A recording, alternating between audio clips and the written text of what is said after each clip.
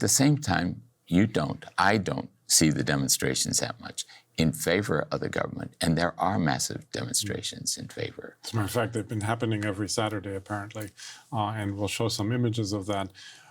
But I'm wondering also, when you were there recently and you saw the economic crisis that Venezuela is going through, what was your impression? And also, how did people perceive kind of the relative impact of the sanctions versus to what extent did you think that they felt that those were things that the government was responsible for? I mean, how did people interpret what is happening, and how was their life as far as you could tell? And in some ways it's kind of hard to tell, and especially I say if I walk down the street in Caracas, there are probably 10,000 people that would recognize me because I lived in Barrio for 8 years, and I mean, you were there, you were part of that community. But again, I would have contact with these people, but I don't know much about the opposition people. I just never had that much contact that way.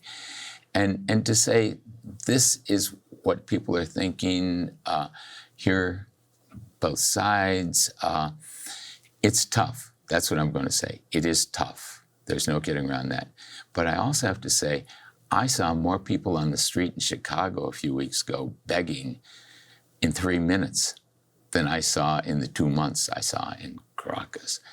I heard someone on Fox News, Trish Regan, saying millions are starving in Venezuela. Now, when I think of someone starving, I'm thinking of people in Africa or somewhere else, skin and bones on a bed waiting to die. And I'm ready to say there's no one starving in Venezuela. I just cannot believe that there is anyone starving. But it is a tough situation. And it's a tough situation that you hear on the radio, you see on television, all kinds of commentaries about people who are suffering because of the economic situation. But they do not address the question of why are people suffering. And you look back, okay, right now we're talking President Trump is president of the United States.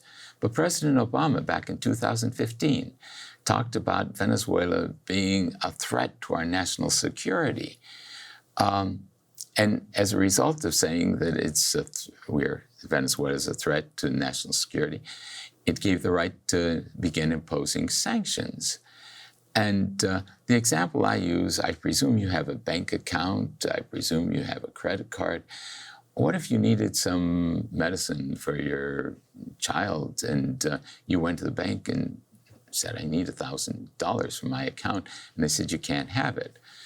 And you try to use your credit card and it's been blocked, but you have good credit. Well, that's somewhat the same situation Venezuela is in today. They want to buy some medicine from Germany, but the United States says the United Kingdom cannot give them their $1.5 billion to buy some of that medicine. It just isn't fair, the whole thing's going on. And these sanctions, there's no doubt it's hurting. I look back, though, to 2015 and wonder why would President Obama declare Venezuela a threat to our national security? I mean, Venezuela has never, gone. There's something that pops in my mind, and I could be all wrong, but it's something that's not mentioned. When I say to my son about it's the oil, by the way, like 1500 BC, the Aryan people invaded India, and they had no word for war. Their word for war was the desire for cattle. And I wonder if 2,000 years from now, people looking back will say that the definition for war in the United States was a desire for oil. I mean, that's the way you define war. But there's something else. I mentioned oil, and my son will say coltan, C-O-L-T-A-N. It's a word I had never heard before, and it turns out it's something that's needed in cell phones, batteries, for electric cars it's going to be. And the US military evidently needs a lot of it. And we have none of it in the United States. And back in 2007, 8, 9, along in there, it was said that Venezuela had like $100 billion worth of coltan beneath its soil. I just have to wonder how much of that is an element, as you have companies up here who want to get into mining, and in Venezuela, everything beneath the soil belongs to all the people. And there is that desire for privatization. And oh, by the way, going back to Guaidó and RCTV, he has said that the first thing he will do when he gets his power is put RCTV back on television. And so the same way, as much as possible, I think privatization will go forth. And there's still, I mean, capitalism is very rampant in Venezuela. Everyone talks about socialism, but I mean, capitalism is still basically, I would say, the system that is going on there. Right. So anyway, with regard to sanctions, why is Venezuela seen as a threat to the United States? It might be because of the natural resources. But another reason could be, and it's being brought up now very much, Russian troops arrived in Venezuela. And I think someone said Chinese troops, I don't know. In my memory, Chavez was a military person and concerned about protecting the country. And so wanted to update military equipment, airplanes, for example. And Venezuela had F-16s, and they wanted to update them. But the United States would not sell replacement parts. So they went to Brazil to buy planes, and they couldn't because there were some parts from the United States in them. They went to Spain, and they couldn't sell them. And so they ended up going to Russia and getting some of the finest military jets in the world. But they didn't run to Russia.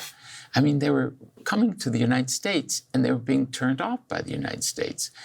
And so right now, when President Trump talks about possible military intervention, I think there's a book by McCabe where President Trump says the country we should be going to war with is Venezuela. They have oil.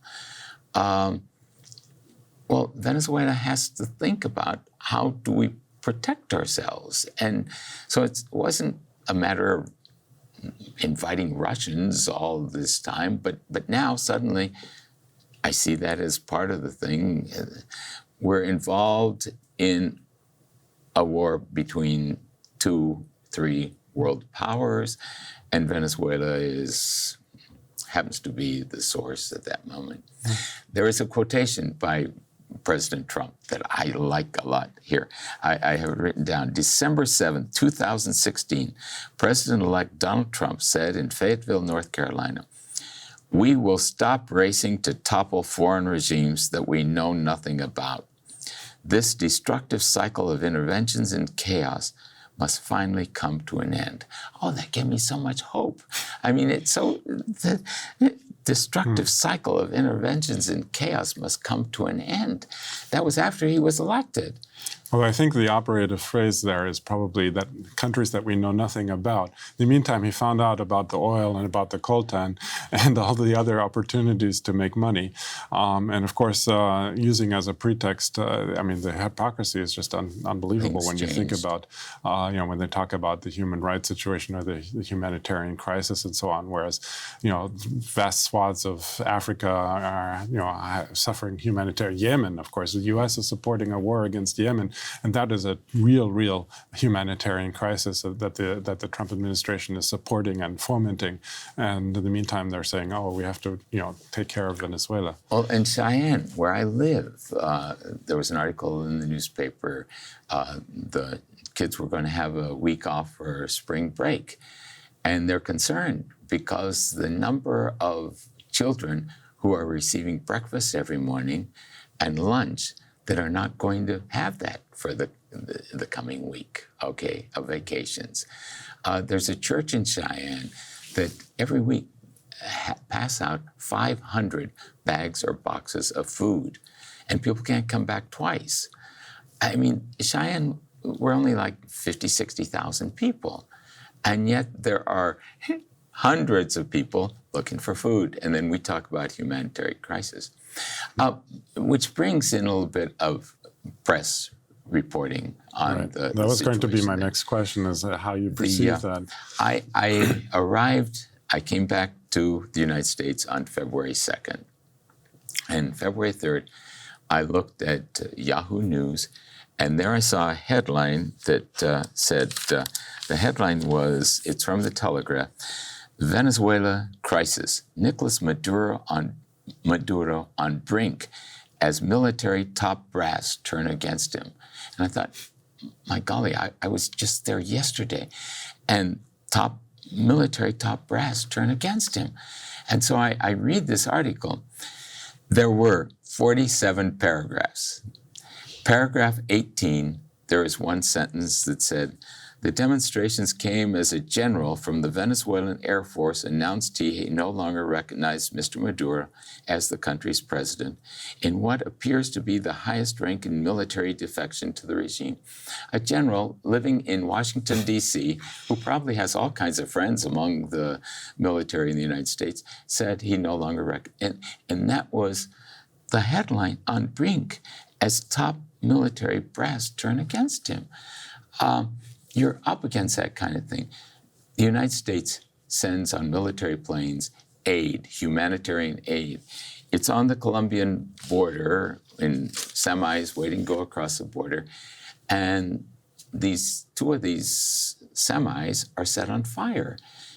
And I looked at the pictures and I'm saying, and John Bolton and the Colombian government is saying that the Maduro government set these trucks with aid on fire and so on. And I'm looking at the pictures and I'm saying, hey, wait, those trucks are in Colombia. How is it possible? And but it's all over. The Venezuelan government is not letting this aid get in. Not only are they not letting it get in, and then it turns out, finally, a few weeks later, New York Times says, oh, no, we found the filming, and actually it was protesters throwing Molotov cocktails against the National Guard in Venezuela that set these trucks on fire.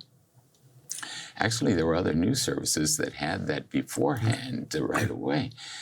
But it's that kind of stuff.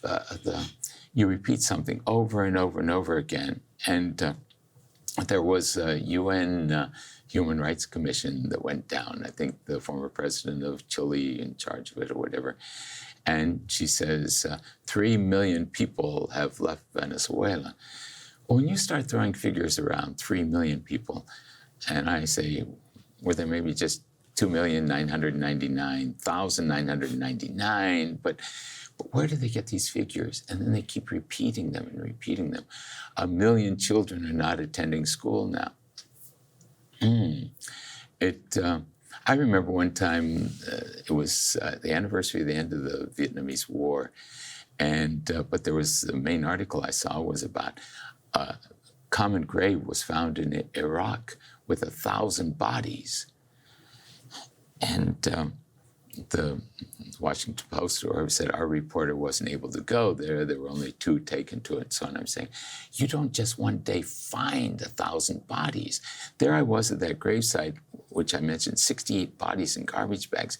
You don't just go and here's 1, here's 2, here's 3. It was a long process. And so I was taught in high school by a nun, lies, damn lies, and statistics.